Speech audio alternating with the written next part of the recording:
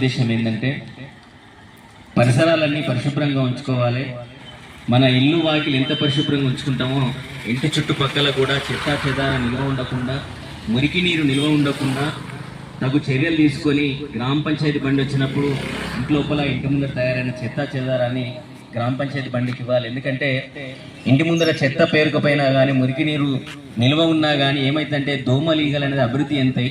ఆ చెత్త చెదారం మీద, మురికి నీరు మీద వాలిన ఈగలు ఏవైతే ఉన్నాయో అవి మన ఇంట్లోకి వచ్చి మనం తినే ఆహార పదార్థాలను వాడడం వల్ల, ఆహారాన్ని సేవించడం వల్ల మనకు వాంతులు, విరోచనాలు, కలరా వస్తుంది. అలాగే దోమల అభివృద్ధి అనేది మనం కుట్టడం వల్ల మలేరియా, డెంగ్యూ, చికెన్ గున్యా జ్వరాలు వచ్చి మనిషి చనిపోయే పరిస్థితి ఉంటుంది. కాబట్టి దయచేసి పరిసరాలన్నీ పరిశుభ్రంగా ఉంచుకోండి, మీ ఆరోగ్యాన్ని కాపాడుకోండి.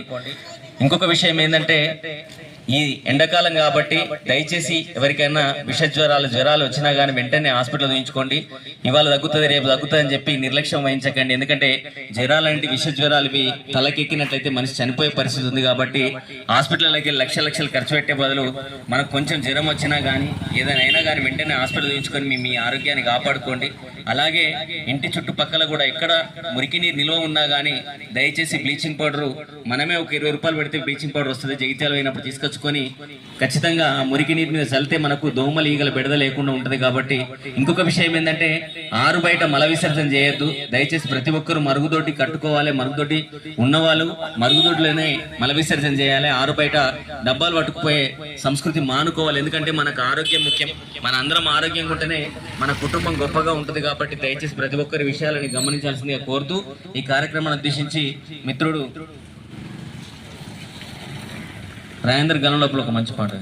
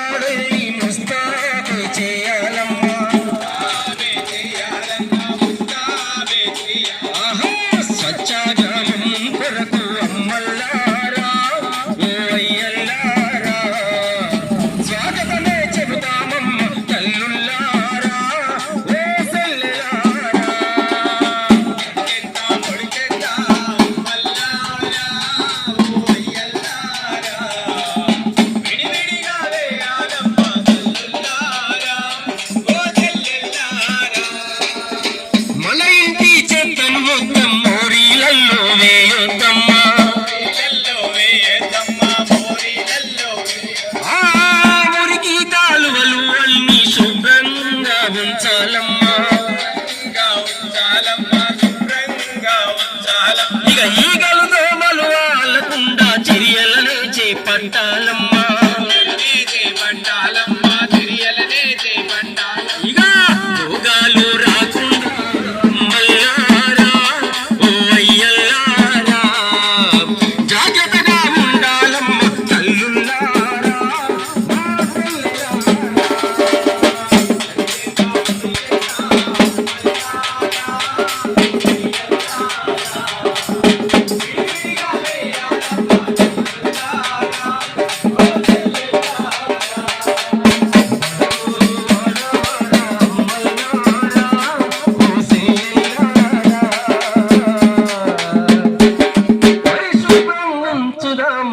తల్లులారా, మా తల్లులారా.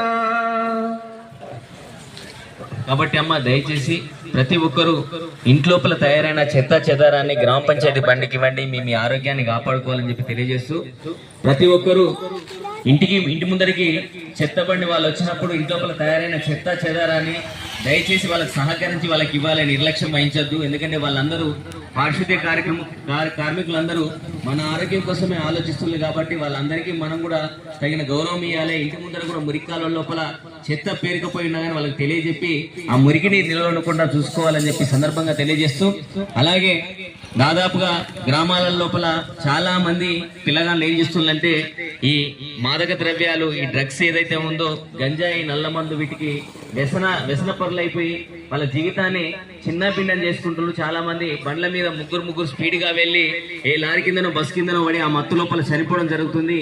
అలాగే ఇంకొకటి ఏంటంటే ఈ మత్తు పానీయాలు సేవించడం వల్ల చాలా మంది దోపిడీ, దొంగతనాలు ఇవన్నీ చేసి జైలు జీవితం కూడా గడుపుతుంది. కాబట్టి పిల్లల కోసమే తల్లిదండ్రులు కష్టపడుతున్నారు. వాళ్ళందరూ గొప్పగా ఉండాలంటే ఈ మాదక ద్రవ్యాలు ఎవరైతే పిల్లలకు అలవాటు ఉన్నాయో వాటిని మాన్పించే ప్రయత్నం చేయాలి.